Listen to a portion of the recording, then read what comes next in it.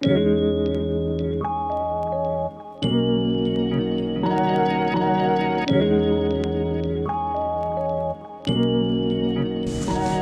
we are going to be making a gluten and dairy-free apple spice cake. To start, go ahead and preheat your oven to 350 degrees. Then you'll want to take your two 9-inch cake pans and cut out parchment paper circles to go on the bottom of them. You can trace them with a pencil or just cut like I am. The parchment paper helps your cake from sticking to the bottom of the pan. So go ahead and spray the pan with olive oil or your cooking spray, and then put your parchment paper circle in it and then give it a little spray on top of the parchment paper. Next, go ahead and crack 4 eggs into your mixing bowl. You will beat the eggs on high for about a minute. Then gradually start to add 1 cup of sugar. Continue to mix the eggs on high for another 3 to 5 minutes. Next, go ahead and add 1 cup of melted coconut oil and 1 teaspoon of vanilla extract. Then measure out 1 cup of applesauce and add it to the bowl as well. Mix all of these ingredients together until just combined. Next, we're going to start on the dry ingredients.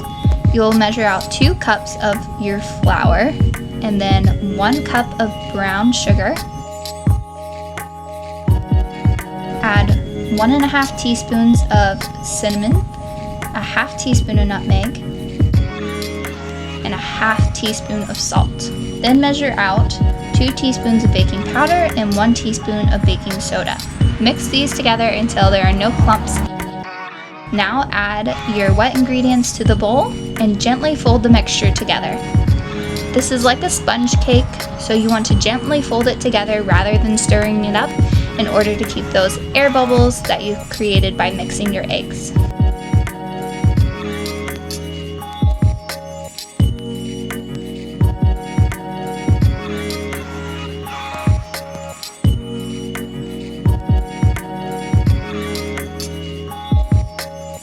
I like to use a Honeycrisp apple for this recipe, but you can use whatever you have on hand. Cut the apple bits into slices and then across again to create your diced apple pieces and add them to the batter. Pour your batter into the cake pans evenly.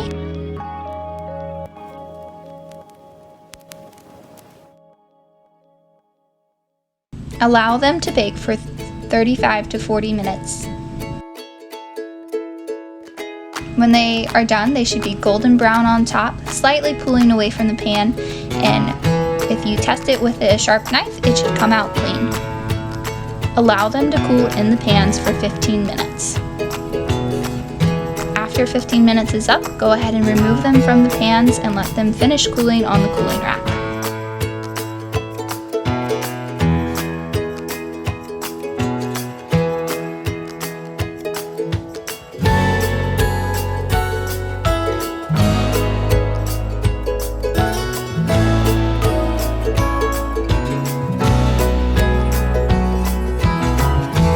Next, we're going to be making our cinnamon buttercream frosting. To start, you need a cup of softened room temperature butter and 2 cups of powdered sugar.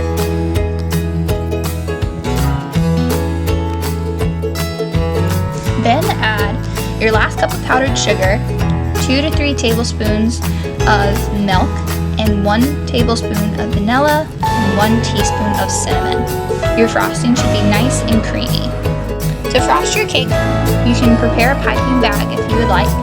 I like to put my frosting in plastic wrap and then cut one end off so that way I can easily put it into the piping bag, or in this case a Ziploc bag with a hole in the corner.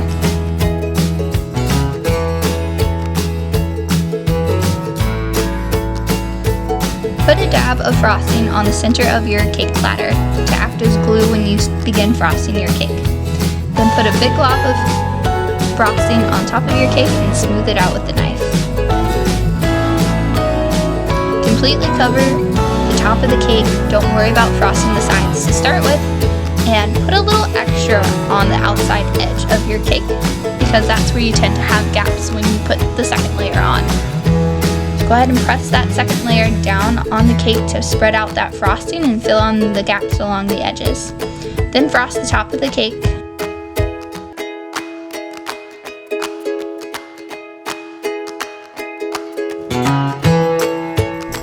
To frost the sides, I add a little more frosting using my piping bag to the edge of the cake and just slowly work it down the sides.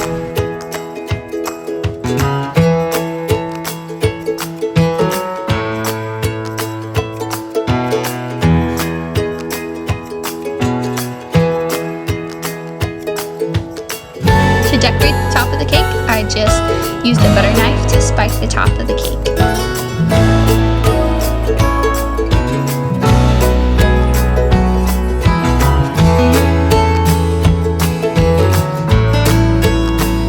And that is how I make my cinnamon buttercream apple spice cake.